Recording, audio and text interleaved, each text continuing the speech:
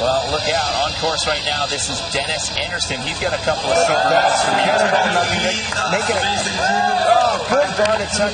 Bar spin to tuck no-hander, you call that. There's a lot to fit in, especially when you're dealing with an 11-foot deep bowl.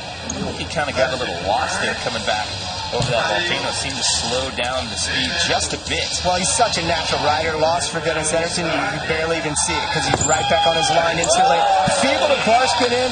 To me, those sort of tricks will be rewarded. It's throwing something tech and a lip tricky into a run, and he hasn't slowed down. He's keeping the flow going.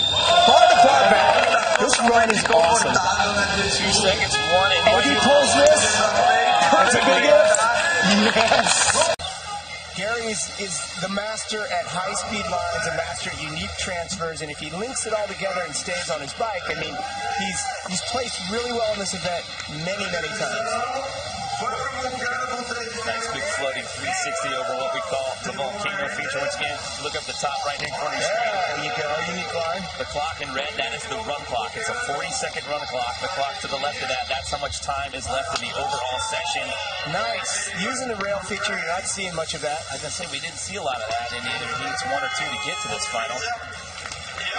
Well, the heat is definitely a factor, as you heard Scotty talking about earlier, so fatigue definitely a factor in that as well. But this is Daniel Dares. He and Scotty have traded off gold medals the last 7 years in a row at this event. Scotty's out. Daniel's hungry for another gold. And this run is linking it together right now. That's a big tuck no-hander out of the deep end of the pool. And Daniel's flowing. He's got the experience. He's got the gold medals. He knows what it takes. Experience. That's the key right there. He's done this before, and like you said, he knows what it takes. However, remember, we talked about this earlier. Broken left kneecap last summer at this event, and he's still not 100%. We're never 100%. We being people that ride BMX bikes, but you know, you do what you can under the circumstances, and he's making the most of his chance right now. And we have another pass. Kyle Baldock, we're getting word he's going to take a breather from the heat, so he's going to pass. And now we go back up to the top once again with Daniel Sandoval. And a big truck driver to downside whip, and he's charging it. I mean, this is interesting. Well, just comes down to how many runs he can get. If this is his last run, it's not going to bump him into. He's got a 28 to 26 he's got to get rid of. He's got to get up into the 30s, and he's got to do it on this run. If he can get one more after this, to get through the rotation. There's 4:40 left on the clock, and if everybody keeps passing, it could be Daniel Sandoval doing 20 runs until the end. And 20, did you get my point? Yeah, that was a great run for Daniel. Pat Casey just charging it. He did really well coming into this to get into the final heat. Good little berm there, like he's taking his old Cold Canyon BMX track that he grew up on. And a double whip, 270 over the hip. Yeah, he's been on fire. He was the top guy coming out of heat number 2, and he's pretty much picking up where he left off there. Alley with the flare. Again, Alley, we talked about this earlier, drifting the opposite direction. Throwing the bars in there, if I saw that right. I can't say. I think he threw the bars. Too bad for, like, one little mess up like that at the end, you know, landing low, that could be the difference in a point or 2 or 3 in your final score, because you got to figure individual judges might each deduct a point there, but that was a sick run. Off the extension. Something little like that just looks like a way that you ended your run is actually something that's going to add to your score quite a bit. On course right now, your top guy, heat number 1, he's got the single highest run score of the final thus far. This is Kyle Baldock. Tail whip to late bar spin. That is scary. 11-foot deep concrete bowl. And you got to find a line to get the speed to do that. And look at that. Corked out 7, I guess we'll call it 3 flip, a little less late over flip style. I don't know. Again, there's a lot of hybrid tricks out there, but Kyle's on fire. Flare, tail whip. And just and again, I mentioned this on his last run. Look at the pace. Look at how fast he's flowing through the course. He's on it. Little slip up, but I think little foot down. It'll be a little bit of another first run, I think, but still, it's going to be high. It's going to be a huge score. It's going to put him firmly in the lead. He's got a little bit of a scratch on the chin there as well. Yeah, so we keep moving along with Pat Casey now. Dennis still sitting in a medal position right now, though. He's in a silver medal position at this point in time. And Gary Young better to score by a fair amount. Pops him for the Dares. Top 3 still, though. Kyle Baldock, Dennis Anderson, and Pat Casey. Remember, Kyle Baldock didn't go in the last round. He passed as well, said he needed to take a break from the heat. Pat is doing that alley-oop bar spin flare like he's just got it wired. I guess he does have it wired. It's the same with that every time. So there's the run clock. For Pat Casey, will Baldock take this next run? We're on the 2-minute mark, so this looks like, barring any more passing, this will take us through. This will be the last round. So we are in the middle of the BMX Park Final. Jimmy Coleman here in the booth sitting alongside Dennis McCoy. We've got Dennis Henderson on course right now. Your top scorer right now, Kyle Baldock. However, he's not at the top of the leaderboard. Reason for that being it's your two best runs combined here. So we're in the middle of round 2, so you'll see these names jumping around quite a bit here. Dennis with a huge transfer. Huge and fast and stylish. You combine all those elements and it's a treat to watch.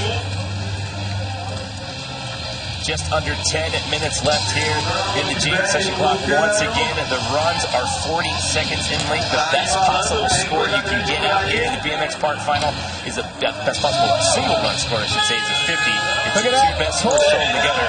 So your best total score, you can get to 100. Solid run. And we've got Gary Young on course here now. Oh, that transfer him and Dennis are doing. Something about guys from San Diego. They like to pedal. They love to do unique lines. And they're always a treat to watch. And Gary's sitting with a 29. He drops that, and things change quickly here in X Games. Gary sitting down at 5th right now with a 33 and a 29. He'd like to get rid of that 20. Big transfer there for Gary.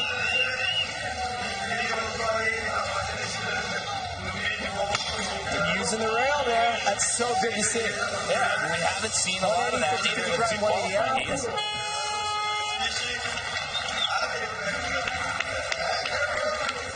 That's a solid run by Gary. So 28 to 26 there for Daniel Sandoval, which will bring up Daniel Darius. A solid first run score at that 34. Corks out that 720. Nice techno header. He's keeping his flow coming back from that deep pull too. Lost his line a tiny bit, but it's hard to be too critical. But then again, when you're riding with the best riders in the world, you know, the tiny little things can be the difference. Well, we mentioned that from last summer, and he's still not 100%. We're getting word right now that he's also crashed in practice earlier today, and he's got an aggravated right hip that's been starting to act up a little bit. And now you see him go down there and hits that right hip, and definitely favoring that a little bit. You see him kind of limping out of the course there.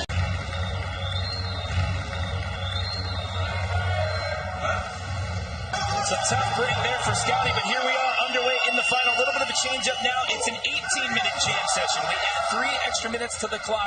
Riders are going to run in order as to how they qualify for the finals. The runs are 40 seconds in length. The best possible run score you can get is a 50. It's your two best runs total together. They'll hopefully get you on the podium here in Iguaçu. Daniel Sandoval, only 18 years of age, the hand plant there. Had a little rough spot at the start of this run, and it gets a little tricky. These guys are tired from riding earlier. Well, look how tightly everybody's grouped from Dares up to Anderson, a 34, a 33, a 35. Kyle Baldock on course right now. He was your top qualifier coming out of heat number 1. Bar catch bar, and Kyle's obviously figured the lines out. I think that makes him the favorite. I mean, not against the entire field of 5, but if you had to pick one guy based on how he rode in the prelim, that this would be it. But you still got to make it happen when it counts, and he's doing that right now. Got that corked out 7 over the volcano, and then that corked out 900 on a tight transition right there. Well, Kyle's known for doing some of the hardest tricks in the business, like that tail whip flare, making him look easy, but he does everything like a little bit higher, or sometimes a lot higher than everybody else, and that stands out.